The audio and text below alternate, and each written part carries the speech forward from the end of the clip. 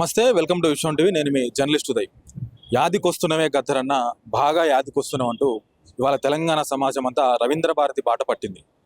ఇవాళ గద్దరన్న 78వ జయంతి. తెలంగాణ రాష్ట్ర కవులు, కళాకారులు, ప్రజలను ప్రేమించేవాళ్ళు, గద్దరన్నను ప్రేమించేవాళ్ళు, గద్దరన్న అభిమానులందరూ కూడా ఇవాళ రవీంద్ర భారతికి వచ్చి ఆయనకు నివాళులు అర్పిస్తూ ఉన్నారు.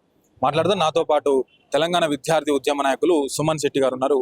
వారిని అడిగి గద్దరన్నతో వారికి ఉన్నటువంటి అనుబంధం కావచ్చు, ఇంకొన్ని విషయాలు వారిని అడిగి తెలుసుకుందాం. అన్న నమస్తే. నమస్తేనా.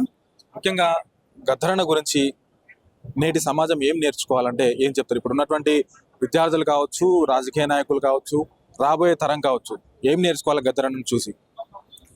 ఇప్పుడు ఉన్నటువంటి వాతావరణం ఏంటంటే గద్దరన్న గారు దాదాపుగా అశేష ప్రజానీకంలో నిత్యం జనబాహుల్యంలో ఉంటూ ప్రజా చైతన్య యాత్రల పాటుగా జీవధాతు పోరాటాలు కొనసాగించినటువంటి ఒక ప్రజాయుద్ధ నౌక గద్దరన్న గారు తన నిత్యం పోరాటంలో ఒక 50 సంవత్సరాలు నిరంతరంగా ప్రజలలో ఉండి పోరాటం చేసి ప్రజలను చైతన్యవంతం చేసి ఒక గొప్ప తెలంగాణ రాష్ట్రాన్ని తీసుకొచ్చినటువంటి గొప్ప మహానుభావుడు ఆయన.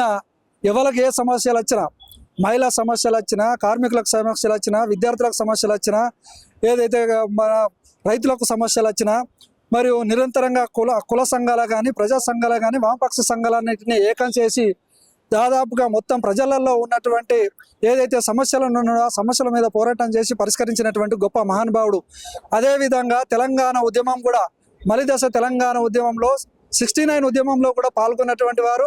ఆ విధంగా జైత్యాత్రలో 1972లో కూడా పాల్గొన్నటువంటి మహానుభావుడు.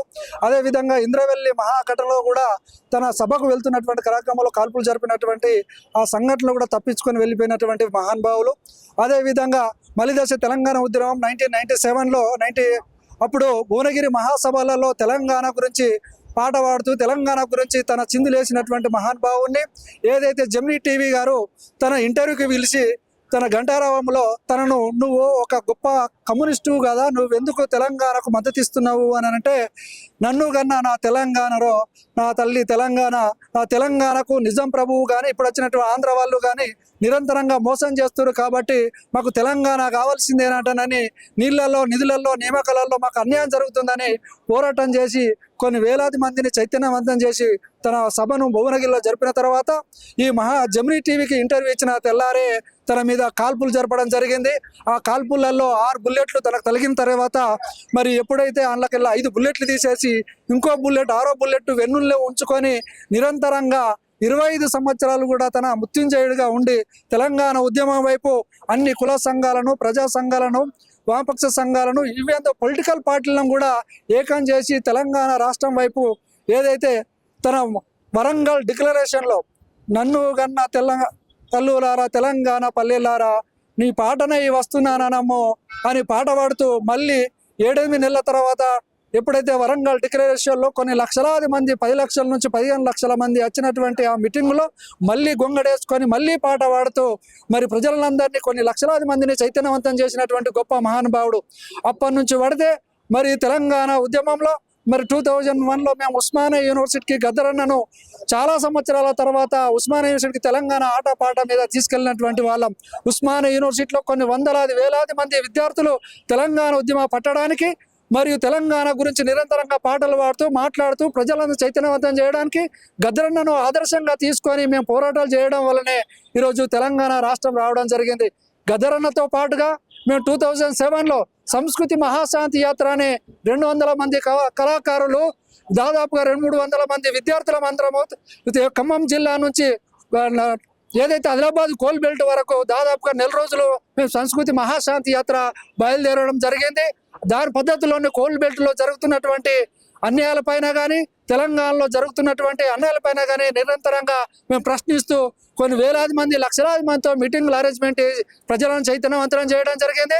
అదేవిధంగా ఏదైతే తెలంగాణ గురించి మాకు నిరంతరంగా గద్దరన్న ఒక విషయం చెప్పేవాడు, బిడ్డ పొలిటికల్ పార్టీల వాళ్ళు 69లో మోసం చేసిండ్రు, మీరు విద్యార్థులే వైట్ పేపర్ లాంటి వాళ్ళు, మీరు దేనికి లొంగరు కాబట్టి మీరు వైట్ పేపర్ లాంటి వాళ్ళు, మీరు ఉద్యమాన్ని నిక్కచ్చిగా వేయండి, మీరు వేస్తేనే తెలంగాణ రాష్ట్రం వస్తుంది కాబట్టి మీరు నిరంతరంగా ప్రజలలో ఉంటూ ప్రజలను చైతన్యవంతం చేస్తూ మీరు తెలంగాణను తీసుకొచ్చే దిశగా మీరే పోరాటం చేయాలని చెప్తే మేము దాన్నే చెప్పినటువంటి ఆధారంగా ఎందరో మంది తెలంగాణ ఉద్యమంలో మీకు తెలుసు వివిధ పార్టీల చుట్టూ తిరిగినా మేము మాత్రం గద్దరన్నను ఆదర్శవంతంగా తీసుకొని నిరంతరంగా ప్రజలలో ఉంటూ తెలంగాణ రాష్ట్రం వచ్చేంత వరకు మేమైతే డిసెంబర్ ఏదైతే 9th రోజు నాడు కేంద్రం ప్రకటన చేసే విధంగా చలో అసెంబ్లీ కార్యక్రమం మేము చలో అసెంబ్లీ ముట్టడికి కార్యక్రమానికి మేము పిలిపించినప్పుడు మొత్తం రాష్ట్రం అంతా మొత్తం అల్లకల్లోలంగా మారి రాష్ట్రాన్ని దిగ్బంధం చేసినటువంటి చరిత్ర మాది.